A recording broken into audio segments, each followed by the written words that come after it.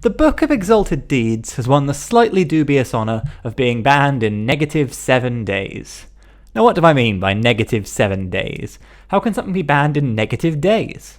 Well, it's in the set Adventures in the Forgotten Realms, which is due to be released physically on the 23rd of July 2021. The card was released digitally on Magic the Gathering Arena on July the 8th. And the card will be banned in MTG Arena's standard 2022 format on the 16th of July 2021, aka tomorrow. This puts it up there with Lutri the Spell Chaser, which was banned in Commander from the moment it was revealed, as one of the only cards to be banned in a format prior to actually becoming available for purchase. But I've seen lots of confusion about this ban and what it actually means, so I just thought I'd make a quick video to clear things up. First of all, let's clarify the most important thing. This card is not, at least currently, actually banned in Standard. As I said earlier, it's banned in MTG Arena's standard 2022 format. So what does this mean? Well, if you've logged on to MTG Arena lately, you may have noticed these two options here, inviting you to try out what Standard will look like after rotation in September. The Book of Exalted Deeds is banned in these two specific game modes, starting on Friday the 16th. You can still use it in Standard in any other context, whether that's in paper or online, so this ban isn't quite as strict as you may believe.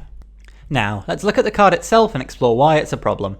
For 3 white mana, the Book of Exalted Deeds is a legendary artifact. During each of your end steps, if you've gained 3 or more life, you get to create a free angel token with flying.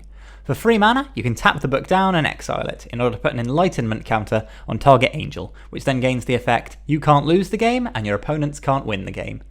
This is a reference to both a magical item from Dungeons & Dragons and the card Platinum Angel from Mirrodin. But why did it need to be banned? Well, it's all about a combo that it can pull off with another card, Faceless Haven from Kaldheim. If you're unfamiliar with Faceless Haven, it's a snow land which, for 3 snow mana, that's mana of any colour as long as it was produced by a snow land, becomes a 4/3 creature with vigilance and all creature types until the end of the turn. Are you seeing the issue? Step 1. Have both cards in play at once. Step 2. Turn Faceless Haven into a creature. Step 3. Use the Book of Exalted Deeds' second effect, exile it, and place a counter on Faceless Haven, meaning you can't lose the game. Step 4. End your turn. Faceless Haven turns back into a land and becomes impervious to most forms of removal. Even though your victory isn't necessarily assured now, your ability to lose is sealed away tightly. Essentially, there are only 2 real ways to stop this combo. Number 1, cast an instant speed removal spell in the window between Faceless Haven being a creature and Faceless Haven turning back into a land, or number 2, use land destruction. Land destruction is no longer really run in many decks though. You never see Stone Rain in Standard anymore, and as a playstyle, it's been largely pushed aside because it's really unfun to play against. Anyone who's ever been in a game of Commander where the spell Armageddon has resolved can tell you exactly why. Land destruction is tedious, unfun, and just slows the momentum and pace of the game right down. Fundamentally, I suppose you could just say it's boring. But once this Faceless Haven / Book of Exalted Deeds combo has gone off, land destruction flips from being a hated strategy to being your only real hope of survival.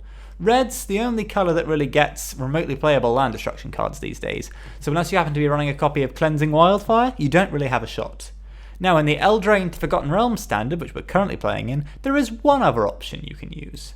Field of Ruin, which is a colourless utility land, so it can easily slot into any deck and turn this combo off.